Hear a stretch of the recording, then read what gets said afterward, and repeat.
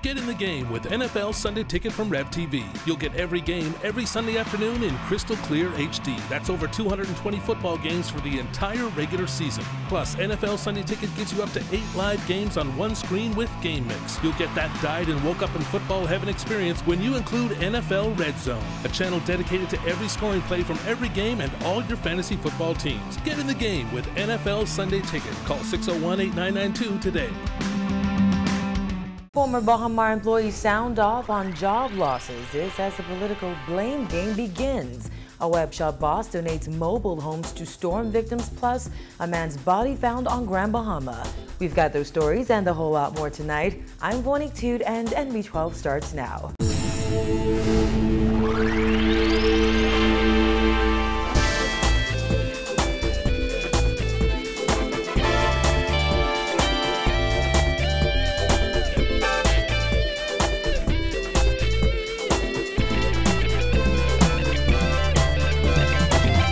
Topping news tonight, scores of Baha Mar employees visited the Cable Beach property to collect their redundancy letters today in one of the single largest redundancy exercises recorded in this country's history.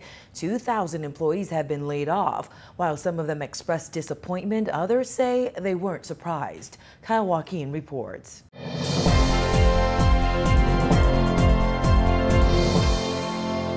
I'm not waiting, man. I'm trying to go. Gotta get another job or so. For 19-year-old Candino Roll, Baha Mar was supposed to be the start of a promising career in hospitality. He was hired as a busboy in the Grand Hyatt, but yesterday his fears of joining the unemployment line became a reality. They told us that we had to sign a paper and carry the NIB. They tell us to sign it, but they seeing if they can hire us back. That's why they let us sign us. But for right now, through the 25th to the 31st, they say they'll let us know what it's for. One by one, and sometimes in groups today, Baha Mar employees made their way to collect their letters of termination, a day after it was revealed 2,000 would be let go, perhaps the largest layoff in the country's history. We spoke with a few of them as they left. This 21-year-old, who was hired as a bellman, showed us his letter and said the news came as no surprise to him. Actually, they contacted us and told us that via email that we had to come in for a meeting, and not surprised, everyone received their termination letter and their last paycheck. Basically, they're telling us inside the room just now saying it's not a termination letter, it's just a temporary thing that we'll be hired in the future or whatever, but we basically know what's really going on and what's really happening, so our Baha Mar journey basically came to an end. Anthony Williams was hired as a space cleaner, but he said now that they're all out of a job, he hopes national insurance would be of assistance and the government as well. Yeah, man, from Mr. Christie get involved, we didn't know. You found another job yet? Ain't no job yet, but hope national insurance could do something nice for us. Hope Mr. Christie could step up now and know that there are 2,500 eligible voters that are now out of a job, and the election is very close. Now, despite this rather unfortunate turn of events, there were several who walked out of this building with their head held high and a positive attitude. I just got to keep going. I'm young, I'm only 18. I'm young. I got my whole life ahead of me. But I thank them for the skills, I thank them for the development, and I thank them for the experience. That's the only thing I could say right now, and I just got to move forward. Joshia Marie, now a former concierge at the Grand Hyatt, said she worked all day yesterday, and it wasn't until she got home at 5:30 that she saw the email. Oh, I got it through via email, that my services were no longer needed, and I was terminated as of today. They used the word terminated? Mm-hmm. Baha Mar has been a unique experience. Baha Mar has taught me a lot along with LDI, the Leadership Development Institute. I've learned a lot. I've become a different person on a different level. So, yeah, I would come back in a heartbeat. It's been an interesting ride for the 2,000 employees since the bankruptcy filing in late June. And with most employees being paid despite not working, many wondered how long it would actually last. Despite this, back in July, after news of the Chapter 11 bankruptcy filing broke, scores of Baha Mar employees marched in support of Ismerlian. We did it because we want to show our support to Sarkis and the whole. He is an awesome guy, and we just kept a way this to open. That's basically it. It's a peace march showing tribute to him. I radio on you, love it just for suckers. Love you, suckers. Love you. The resort's employee bank grew by the day, and Baha Mar developed its own Leadership Development Institute, from which hundreds graduated. Secretary General of the Bahamas Hotel Catering and Allied Workers Union, Darren Wood, said, while they know many of the people who went to Baha Mar left good jobs at other hotels and businesses, he hopes those companies could find a way to accept them back. They would have, because if you realize I guess what you call the employment strategy they were using, they were calling persons from abroad to come back home. They were going after the brightest and the best to come to work at Baha Mar for this Baha Mar experience. And now to find out that while it may not be lost, it just would not.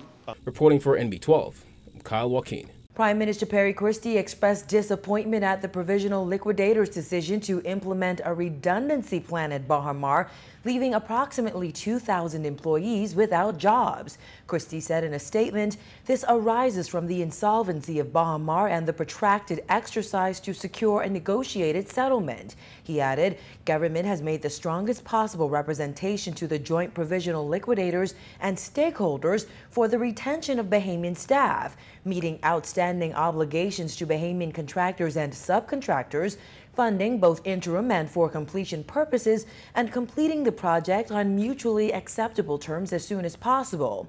The Prime Minister added, whether the process of a negotiated arrangement is achieved or the bank proceeds to receivership in the time remaining before the November 2nd date when the process of liquidation could be started, government is presently engaged in meetings and other dialogue with the relevant stakeholders and joint provisional liquidators to arrive at the best possible solution which will best serve the national interest. Well, Long Island MP Loretta Butler Turner says the termination of just over 2,000 Baha Mar employees is deeply worrying and charged that this latest development is a direct consequence of the Christie administration's reckless interference in the Baha Mar dispute. Simone Davis has that angle. Butler Turner, who is the Shadow Minister for Labor and Social Services, said through its application to wind up Baha Mar, the government has made an absolute mess of the mega resort and continues to do so. She added that the Baha Mar debacle could have been avoided and matters did not have to come to this point. If the government had stepped out of this, not gotten involved, I believe that we would have had a speedy recovery and people would have been to work. Where does this place us now? You're looking essentially at liquidating, hoping that somebody's going to come in there and probably pick this up at a fire sale or something that's less than what it's worth and then run with it. And who knows whether they're going to even engage this level of talent that we had. But at the end of the day, we have 2,000 plus persons who are now in the unemployed. She said the government should accept all the blame because it didn't keep. And on top of that, to compound this, remember now, the government had not lived up to their end of the deal with regards to the heads of agreement. The government was negotiating on something that there was no room for negotiation for, and that's the cost for the diversion of the road. How much of that plays into the fact that the company ended up in a position where it needed to renegotiate its finances?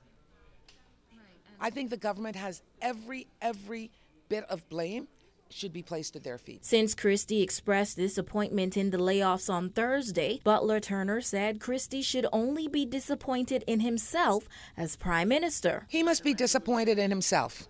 He must be absolutely disappointed in himself because either he was given bad advice or he chose to make a bad decision on his own. Ultimately, the buck stops with him.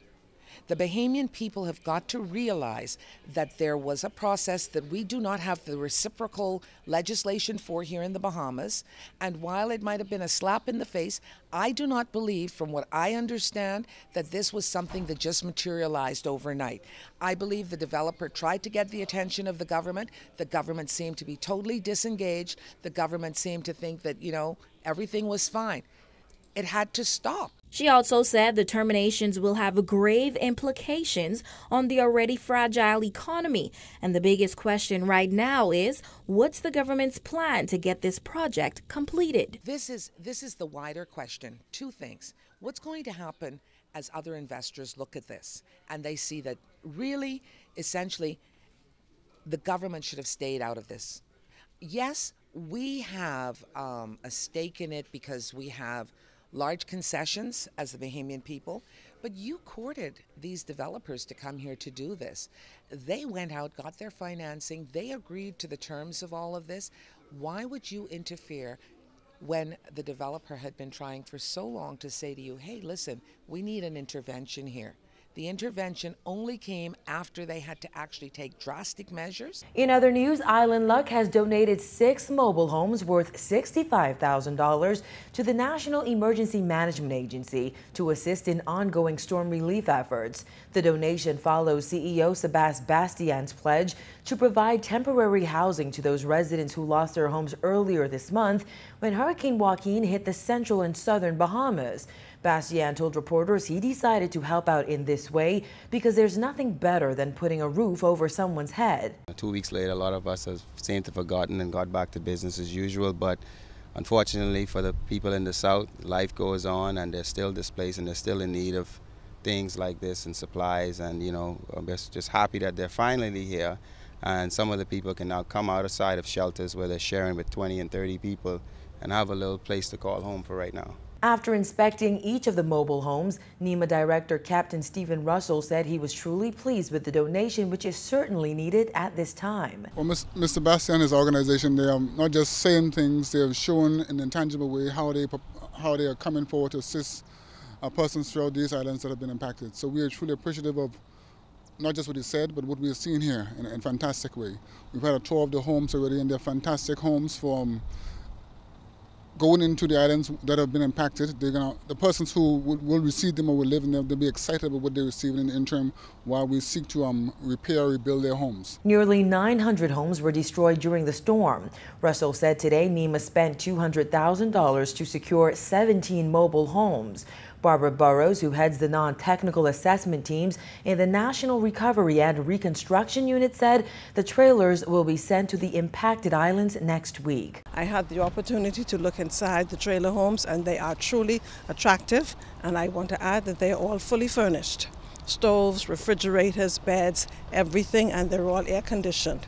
And as Captain Russell said, we are in the process with the Department of Social Services and NEMA identifying the families that will occupy these homes.